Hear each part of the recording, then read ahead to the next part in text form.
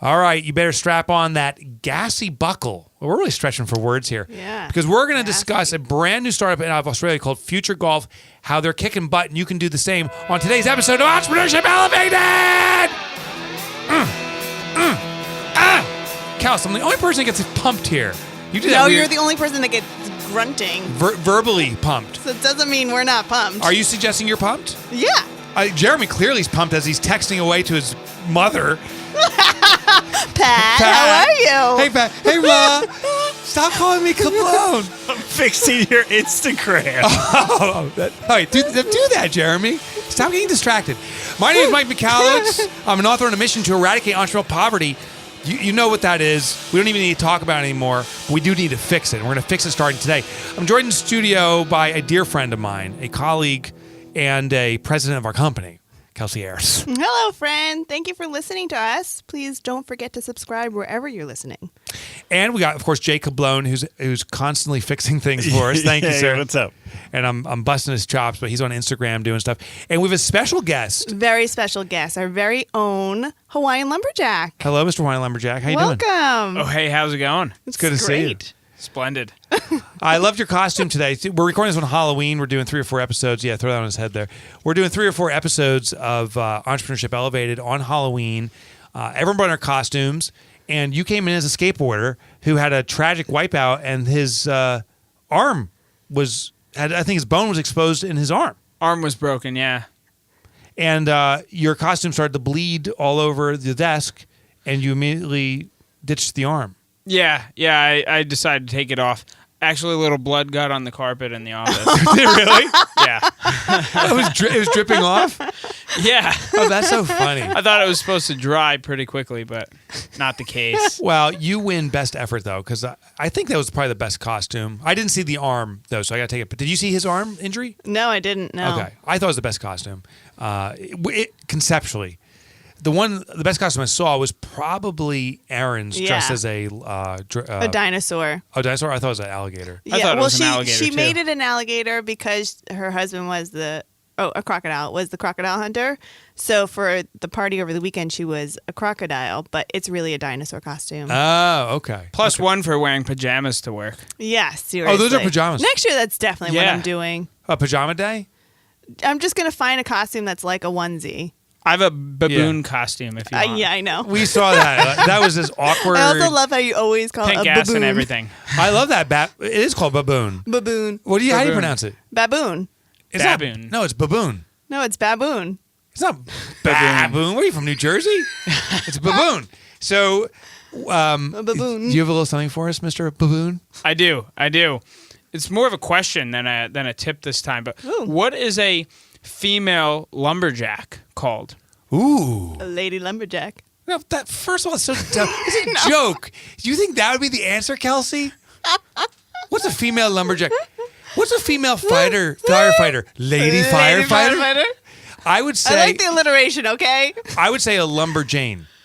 No, close. What? Lumberjill. Jack and Jill. I That get it. That was good. I thought you were going to do something with deaths. Oh, yeah, but I didn't want to be too morbid on Halloween or whatever. But Well, if ever there's a time. I mean, I guess so. But yes, I did read a little bit something about how lumberjacking is actually the most dangerous job in America. And while in 2015 there were 67 lumberjacking deaths, which doesn't sound like a lot, but lumberjacking actually had the most amount of deaths per 100,000 workers in the country. Oh, that is pretty morbid. I wonder how many lumberjills have died. That's a good question. I'm not sure. Yeah. And I wonder if lumberjacks, is that a current term? I mean, do women go by lumberjack? I know there's been a lot of these terms. Like Antiquated? Yeah. Is it antiquated? Is it? Well, so the correct term nowadays with the advent of, or invention, whatever the correct term that I'm trying to use, is for, it's actually called a logger. That's right. It's a logger. Since the invention of the chainsaw. Oh, yeah. Lumberjacks are they use saws or whatever. Yeah. Saws, Manual axes. machines only. Yeah, we're badass. We're. We are badass. Yeah, I love it. Well, it's always a joy to have you, Mr. Hawaiian Lumberjack. Thanks for coming in today. Absolutely. And you're welcome to stay if you wish and participate, unless you got work to do. Yeah, I mean, I'm totally down to participate. Yeah, then hang. Then pull up a seat and hang tight. Maybe you guys can do it while we do the next thing. So, Kels, what is going on with a shout out? Do we have one? Oh yeah, we do have one. All right. Are you ready for it? Yeah. This comes from Rebecca. Rebecca writes, "Hi, Mike. I've listened to your Profit First audiobook twice now, and I am reading the actual book to try and get all to sink in. It has really opened my eyes, and in the last quarter alone, I have cut expenses by $20,000. So I really want to say thank you, and I look forward to the next 12 months and getting on our feet after 10 years of living week to week. My goal is to not need to check my bank balance before I get groceries or fuel. We don't want to be billionaires, but we would want to be comfortable, and with Profit First, I know we can. So thank you." Rebecca, that's awesome. You know, and I think that's the aspiration of many entrepreneurs, Kels, is that entrepreneurs aren't necessarily looking to become billionaires, but we're looking for financial freedom and comfort. Yeah, exactly. Security. Yeah, and I think that's the new definition of success. I think if we rewind back to yesteryear, there was a period of time where all was about how big is your house, how big is your business. It's all about size, and now I think we're getting rooted more into reality. Yeah, I love that. Okay, I love that you love that. Although, you know what? I was just watching the other day an Amex commercial. Yeah. That it was basically like she gets her Amex card in the mail, and she opens it up, and she's just envisioning all these like kind of lavish things that are clearly beyond her lifestyle. Yeah. And I was like, oh, that is the worst thing, that we should be, propagating these thoughts that I just need more and more and more. Like, let me go on a spa day. Let me go shopping with this Amex card. Yeah, it was awful. So let me live outside my means. Yeah, exactly. So Damn I you, have Amex. this debt that I'll never be able to pay back. I saw the most amazing sticker on a 18-wheeler. It said, "Tired of us driving on the road? Stop buying crap." Oh, Yeah. Wow. Yeah, Wow. it's a good one. I like where the I saw. I like where one as Mike's well. microphone is. You guys speak into your crotch. You put the microphone so low There's no way. that you guys speak. Fortunately, I'm very acrobatic. Oh my God, Mike, that's so great that you're that. You guys stick your face down like that to talk. Okay, It's excellent. no, it's great. I wish we were filming that. Got to work out. His name is Ali Terai, and he is the founder and CEO of Future Golf. He's the finalist of the 2019 Telstra Business Awards and featured by Golf Digest as one of the 40 best things in golf.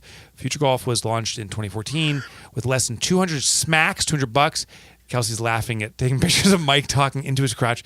And a Facebook post. Future Golf has since become one of the world's largest golf communities for young golfers. This is a business that's exploding in Australia. And we want to share with all our listeners so you can see how you can have explosive business in Australia, here in the U.S., or anywhere in the world. So, Ali, welcome to our show. Thank you very, very much for having me. So, tell us, what is the concept of Future Golf? Yeah, it's pretty simple. So at the beginning, it was all just about getting younger people playing golf together. So I'm not sure if it's, I'm pretty sure it's the same in the US as well, but the average age of golfers worldwide sits somewhere around 60 years old. And when I got into the game of golf, I was trying to get into it. I didn't have friends or family that were playing. And one of the big things that I really wanted was to play with the like-minded community. So that was kind of the start of the business. It was called Gen Y Golf when we first launched it, which came with its own set of problems because it's very hard to define what Gen Y is. Whether we were Gen Y, were we just outside of it? But the whole concept was more around getting, I guess, younger people into the game, getting them outdoors, connecting, making friends, improving a skill that's, really, really great for all abilities and, all sorts of people from all walks of life. Well, how's the game played? Is it different than traditional golf? Well, we still play very traditional golf, I guess, in the common sense. But we also have partnerships with mini golf courses, driving ranges, things like Top Golf, which is huge in the US. So the whole idea is if you're interested in golf, we've got an option for you. And then we partner with all different facilities, and then they provide our members with the benefits. So the business model is essentially a two-sided marketplace, connecting our partners with our community. But what I understand is, and I have not experienced future golf, that you are changing the face of it. You're making it more accessible, and you're offering more flexibility. Can you just give us the details of exactly how that works? That it is more flexible, that it does offer that accessibility? Yeah, definitely. So some of the perceived barriers to golf is that it can be a little bit elitist. You have to join a private golf club. It can be quite expensive and time consuming. So what we created was something that sits a little bit below that. So it's still like a golf membership, but instead of it being maybe $2,000 or $3,000, our memberships start at $250. Instead of having to pay like a joining fee and go on a waiting list to join a private club, you can join Future Golf straight away, and then off you go playing 4, 12, 30 rounds at different golf courses that we partner up with. So it gives our members a little bit more choice and flexibility, rather than maybe just being just playing at the one course all the time, or requiring to be an addict to get into the game. Well, that's interesting. So by becoming a member of Future Golf, you get access to more courses at a discounted price, a significantly discounted price. Is that, am I hearing that right? Yeah. Yeah. So with our memberships, you get, so they start at 4 free rounds. So it's even better than a discount. You get a free round of golf at a partner course, and then you get ongoing discounts. And the whole idea is that we're trying to build this younger community, but then also exposing them to clubs and courses that our members maybe never would have heard of or would have accessed prior to that. That's interesting. You're almost so these courses, I presume, are excited to be members because you're marketing them effectively to a whole new market. Yep, 100%. So for them, I think by reducing costs, they consider it a marketing cost for them, right? Yep, absolutely. So one of the big problems that golf has globally is it's the pathway and the funnel of younger people entering the game. So this is amazing for golf clubs and facilities all over, because they get access to a completely different demographic that could become a 20, 30, 40-year customer ongoing. So it's been amazing for the golf industry in Australia. I think we've generated maybe $6 to $7 million now for the Australian golf industry, and that's completely new revenue that's coming into this space. So do some of these members of Future Golf become members of these different clubs as they're experiencing them? Yeah, bang on. So I think 20% of our members have ended up joining one of our partner courses, which is phenomenal. So our attrition actually, for the most part, supports all of our partner courses, which is fantastic. Wow, that's interesting. Yeah. So I get that. What about these established courses, though? What about the members themselves? So there's I shouldn't say famous. There's a popular golf course in the north where I am in New Jersey called Fiddler's Elbow. It's a popular course, and it's a more expensive course. So you have the stodgy, if that's right choice of words, that's what Kelsey would say, stodgy 60-year-old men sitting there that have paid their $50,000 for membership, and now they get some young buck like the Hawaiian lumberjack to walk in, ripped pants. He talks to his crotch. I mean, it's like really weird, and he paid $250 to be in. Aren't these people looking at him saying, "Who is this kid? Like, why is he in?" Is there an adverse response from the established members at these clubs?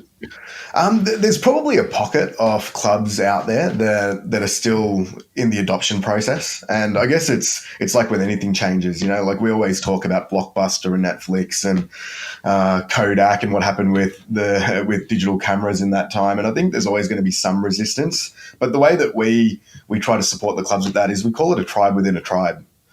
Because the majority of these golf clubs will have an established membership base that sometimes can be stuck in their ways. But for the most part in Australia, we've found that even the older members just love having the youth coming through because it brings energy inside of the club environment. It brings a whole different dynamic there. And I think it changes that atmosphere completely in that environment. So the transition's been really, really good. Like we've never had problems with that concept. We've been very fortunate with it over here. What inspired you to come up with this idea, this concept? Yeah, I think you guys were talking about it earlier. It was about more around first learning about business and doing something that I was passionate about. and doing something that I really cared about with people that I really cared about. So that was the start of this business. Like, as I said earlier, it started with a Facebook post and a very cheap website. And the whole concept was just a very, very small, passion-driven business. Rather than doing an MBA, I thought that, why don't we actually go and try something, put it out there and then see what happens. So at the beginning, the whole concept was just about playing golf with a few friends. And our baseline goal was, can we have a golf club with 8 to 10 of our mates?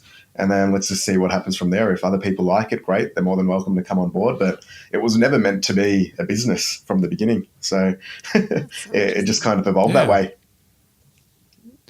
You know, this reminds me of NetJets, I think, is a subscription for private jets. And so this model, I think, would apply to other things. Like, listen, churches have people that are, 80 and older. They're literally dying to get new members in. And I don't know if a model would apply to a church, but I'm just saying this is not the only scenario. There must be other opportunities that come your way and you say, oh, I can apply it here or I can apply it there. How do you stay focused on future golf and not get distracted by other opportunities that would be so similar to this?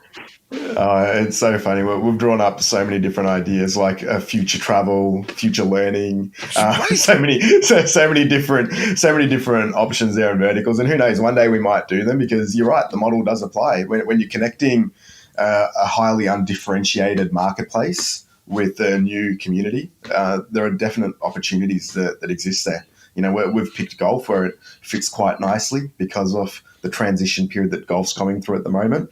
But you've seen it with hotels, Airbnb. We're seeing it with ClassPass, which are huge in the US, doing it with yoga studios and gyms. So Uber, I think the model is definitely hitting close to that established point.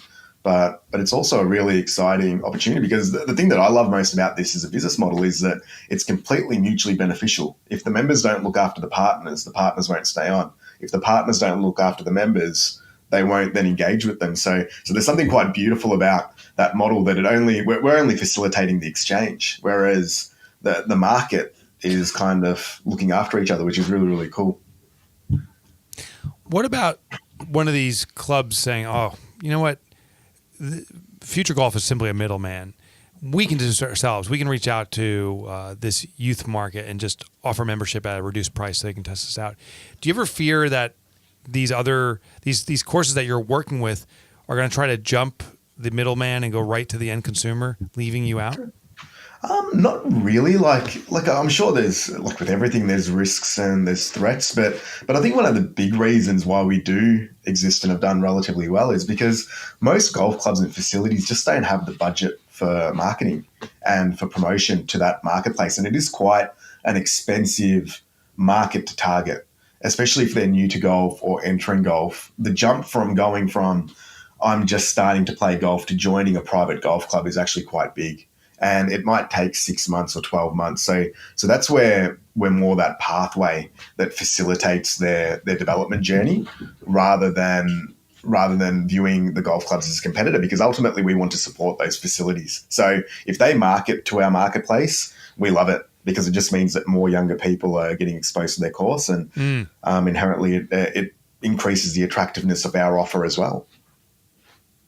As you've been growing this, was there any assumptions or expectations you've had that have not come true, the bumps and bruises?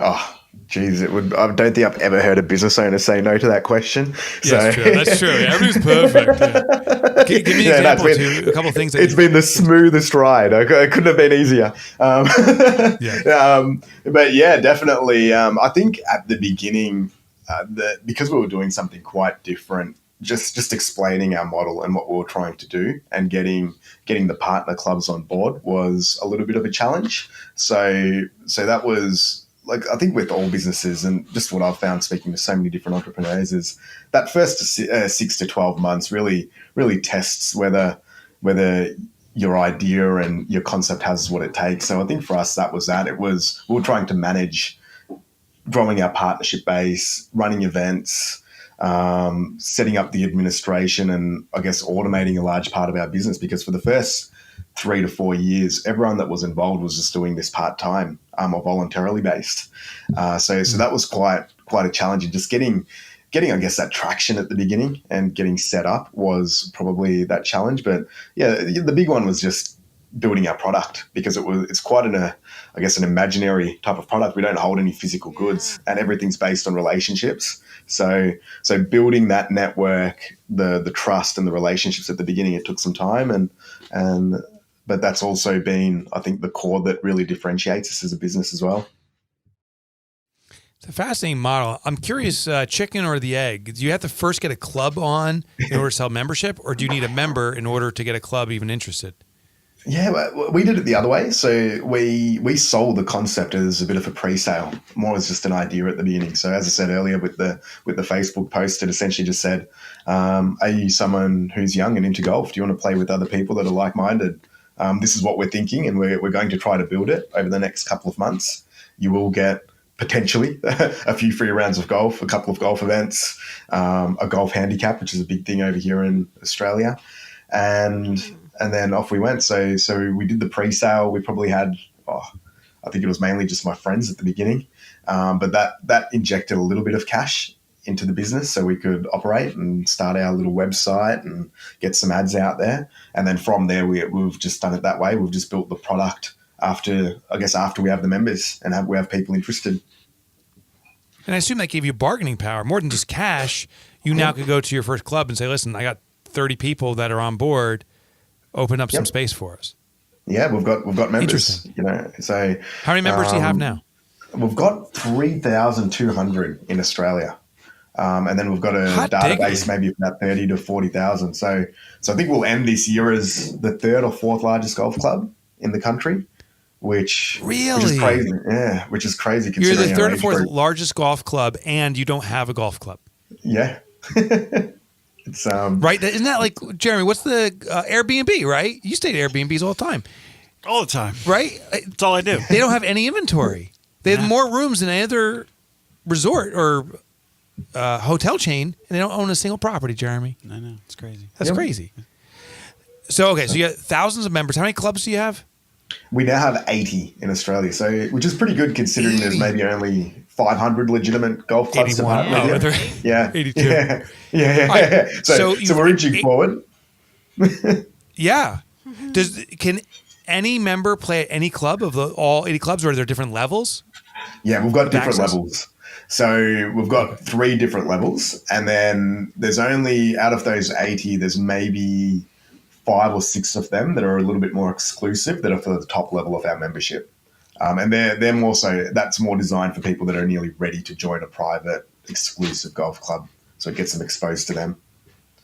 So you really matriculate people into this commitment. They start off at a low cost point. They can play around a little bit. If they're into it, they can up level to nicer courses and then up level into full membership at one of these places. Yeah. But if they up level into a membership, say I find the country club for myself through your program, I love it, I join it. Do you get kind of a final compensation for that conversion, or that was just part of the deal and you lost that member and congratulations to the country club? Yeah, like at the moment, we've done bits and pieces of that. So with some clubs that get a real high volume of our members, we have a little bit of a referral fee that we put in there, which is usually a percentage just of the first year of their membership fee. But for the most part, I think we'll do more of that as the community grows and gets bigger and that transition rate gets even stronger. But right now, the main priority is we just really want to just support those partner clubs for supporting us and helping us with providing our members with that opportunity. But I think that there's so many different verticals that you can incorporate with this type of model as well. Like at the moment, our core focus is just more around building the partnerships and building our community, and making sure that member experience is as good as we can make it and the event experience is phenomenal. And then after that, we'll start building out different components of that, like sponsorship and commercialization and up-leveling the partners, and there's a few different ideas there to throw around. Kelsey, you got to remind me when we're done with this interview, I tell you about a woman and her golf story. It happened here in Boone Township. Make a note of that, okay? So, because it just came to me, it's a funny, true story, and you can Google satellite this thing as proof. Yeah. Ollie, you're trying to break into the U.S. What is your strategy? How do you get into this country? Just because people listening to this country want to get into Australia. Yeah, And have some shrimp and barbie. I'm just funny. yeah, that's right. Shrimp and the barbie. There's nothing more delicious. Is that the most annoying phrase? Shrimp. That's not a knife. This is a knife. I love them. I think it's the greatest thing. Like I've been traveling to the US a lot over the last 5-6 years, and it's amazing. Like Australia's on the other side of the world, so anything that bridges that gap culturally or through pop culture, I think is fantastic. Yeah, so yeah. Oh, good for you, man. We love it. We absolutely love it. So, and I think it's amazing. Like there's so many Aussies that come over to the States, especially New York. Like New York's one of my favorite cities in the world, and it's an amazing energy and completely different. But we're going off track there. But yeah, definitely. So how do you break it?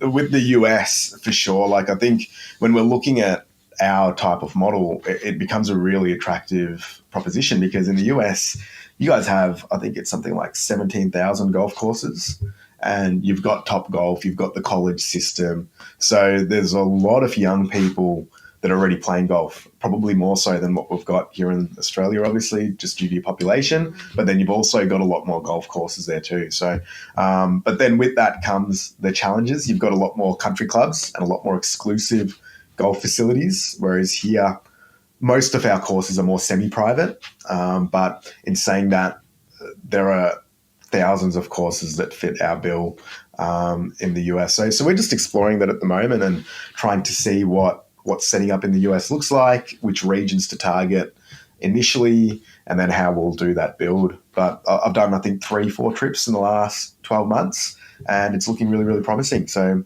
we're excited to hopefully have a launch date maybe in the next 3 to 6 months if everything goes well. That's awesome. I have a question for you. Are you targeting more the private clubs, or can public fit in as well? Yeah, so in Australia we do both. We do both public and private, and it's mainly like if the course has a great location, they've got an attractive proposition, we're going to approach them and see if we can get a partnership with that club. And I think it's providing our members with a nice variety as well, especially with price points, so that if they do then want to go back to that facility, they've got a few different options. Like in Australia, we have some partner clubs where their average round price might be $20 or $30, and then we've got others where their average round price might be $150 to $200.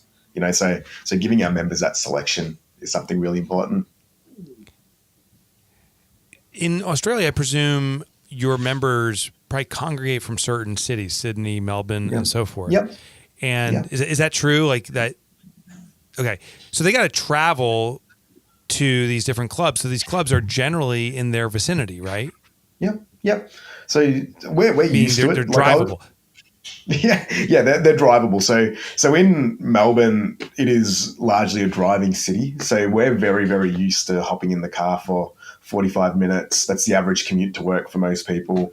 And then driving to golf for an hour and a half isn't an issue. The other thing with Melbourne, like pound for pound, it's arguably got the best golf in the world, both on value and variety. We've got a region called the Sandbelt where the President's Cup will be hosted this year. So it's a phenomenal golfing city, especially in Victoria and in Melbourne. There's maybe 4 or 5 different golfing regions that have 10 to 20 different clubs and courses there. So the pockets are really established over here. Then you go to Sydney, it's a little bit different because of land and the scarcity there. The demand for courses are a lot higher.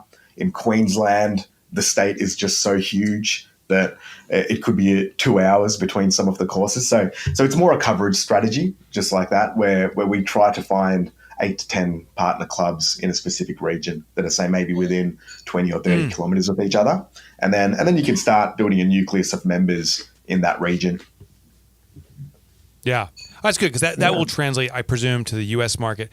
Last question I got for you is getting started here. Do you have to start a new company, meaning you have to have a new company formation, or can you literally run the business legally, so to speak, out of Australia?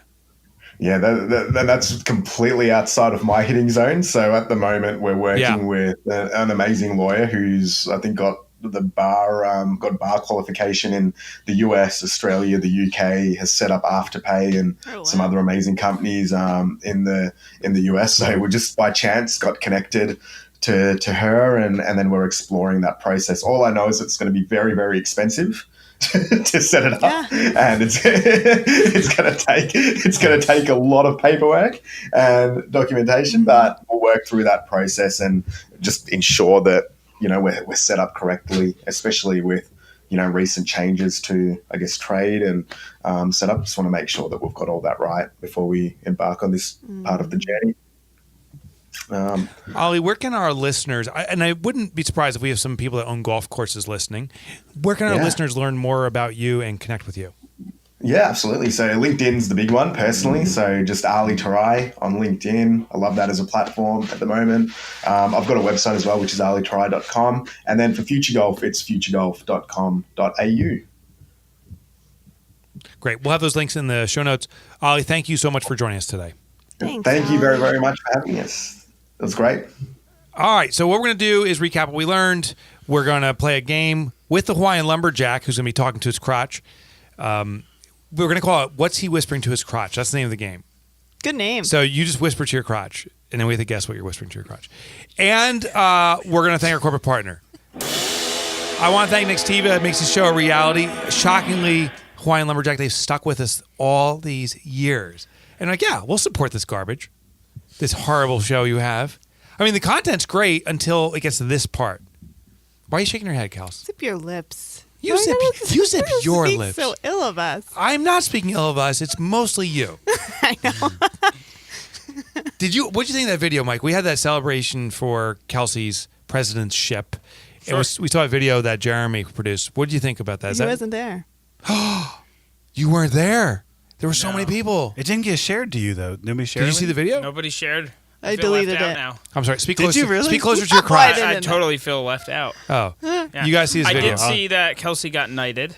Yeah. Excellent. Yeah. So we'll So say are you Sir Kelsey now? Yes. Sir Sparkles? Sir Sir Sparkle. Sparkle. Sir I like Sparkle. that. I like Sir Sparkle. Sparkle. All right. What did we learn? Why don't we start with you, Kels? What did you learn from? Sure. So this is a super cool story. I love that. I really love that it wasn't intended to be a business at first. Like it was just, Right. Trying to serve himself in a way and his friends in a similar situation. But because of that, I think it led to this beautiful, mutually beneficial relationship that has its own built-in quality assurance because of that. And I love that. I feel like it's all aligned, right? I think so. Hawaiian Lumberjack, did you take any mental notes that you want to share? Yeah. Speak closer to your crotch. Sure. Gotta have strong abs for this. No. Really lean into your genitalia. I ditto what Kelsey said. Just intriguing that it started out as just a personal passion, but eventually spawned into a business. And I was just taking a lot of mental notes because, as you know, Mike, I recently showed my car at a Concorde Elegance in a 30 under 30 class. Yes. It was like the first of its kind because the Concours car show scene, I guess you could call it, in the U.S. is very similar to what our guest was saying with the golf scene in Australia, how the average attendee is, in their 70s or 60s, and there's not much youth. And eventually, all these people who are currently bringing their cars and everything are not going to be with us anymore. So what does that mean for the hobby as a whole? So I do see a lot of parallels to my passion for cars and in trying to focus on getting the youth involved more. I love that. Super cool, yeah. Good observation. Succinctly put, too. Wow, amazing. Jake Leblone. Yeah, I like this because I love golf. And it's very expensive. It really is. You buy the clubs and you think, oh, that's it. And then you go play and you're like, what? It's another $80. It's another. And the only way you can really get good at golf is by playing on a golf course. Right, and you can't get good on the range. Yeah. You can take, but yeah, that's the only way. I got a funny story about that. Anyway, I think my biggest takeaway is just looking at the bio. I love this. He started it in 2014 with $200 in a Facebook post. Right. It's all that's required. Yeah, and just push and push and push. I like that one, Jacob Lone. Yeah. I like that he structured a win-win. It's the rise of the middleman. I thought they said the Yeah. internet was going to crush the middleman, but now you hear things like Uber that's coordinating the customer, connecting them with the driver, and they're serving that middle center part. That's what future golf is doing. I thought that's really cool that there's so many middleman win-win opportunities. Here's the story I wanted to share. So I live near a road called Split Rock in Boonton, New Jersey. You got to Google this. There was a woman, I don't recall her name, of affluence. I think last name was Johansson. Try to join the Rockaway River Country Club. That's also in Boonton Township, which is even today a men's-only club. They will not accept women. And she petitioned to become a member, and they declined her. So she built her own golf course. So you can Google Split Rock Road, Boonton, and kind of navigate along it. And there's a 9-hole golf course that's privately owned. Golf And course. Sorry. Are you the biggest ever, Yes, Kelsey? I'm sorry. Keep going. I mean, just a total jerk. You're unfriendly. You're not I'm sorry. kind. I'm sorry. Keep You're going. bitter. You are bitter. Can I finish the story, or do you want to interrupt me again? Please. You are a filthy, Filthy. inappropriate, aggressive, inconsiderate. When was the last time you were on the golf course anyway? You're an all of you. I went golfing about a week ago. You know what though? I was going to say the reason why it pains me with how expensive it is because it was 2 years ago. I bought this really beautiful set of golf clubs. I mean, amazing golf, like Yeah. stainless steel, like perfect. And the first time that I swung and I hit a rock, like my heart sank, and I was just like, the rest of the day I couldn't play well because I was like, Did you damage it severely? It put a little nick in it, but I mean, it's, I've paid like, so when they're much. perfect, yeah. So the just to finalize that story of Split Rock Road. So I don't think she allows men on the course. That was the cute thing. But I couldn't get to that point because you were too I'm too Sorry, aggressive. that's so You're funny. assault. Grf. You're Grf all the time. When you were reading the bio, I mess it up all the time. everything. But it's not like you let that go. You bring it up every time. I know. It's true. I'm actually worse than you. I'm worse than you. Because you just bring it up in the spot and it's done. Me, I just keep on attacking it and Yeah. attacking it. And then I deny that I'm attacking it. I'm the filthy one. I think instead Yeah. of Melbourne, you said Melbourne. I said That's the Melbourne. way you're supposed to say it, though. Yeah. Melbourne? Yes. Really? Yeah. Is that for real? Yeah. For reals. Oh, that's awesome. Ollie, is that right? That is correct. If you're It's still Melbourne. there. I mean, Yeah, can you hear me? Ah! There you J-Bone. go. All right. See, I wasn't trying to get you. No, and you're decent about it. See, he said, I think Decent about I think it's said this way, but I want to ask. Let's validate this. I want to make sure that both of you feel comfortable. That's how you position it. When next time I make fun of somebody, I'm going to position it that way. No, you Do you don't. feel comfortable with me mocking You you? just attack. You just attack. All right, now let's play a game. Let's play a game. So, Mike, I just wanted to speak me and you because the others are jerks. So this is a game. It's called Bizarre Jobs. Jeremy, Kelsey, and Hawaiian Lumberjack, you're guessing. 2 of these jobs are real, Mike. One of these are fake. Now, here's the thing. I wrote the description for each one just so that has a consistent voice to it. But 2 are legit jobs and one's fake. You got to guess which one's fake. Okay?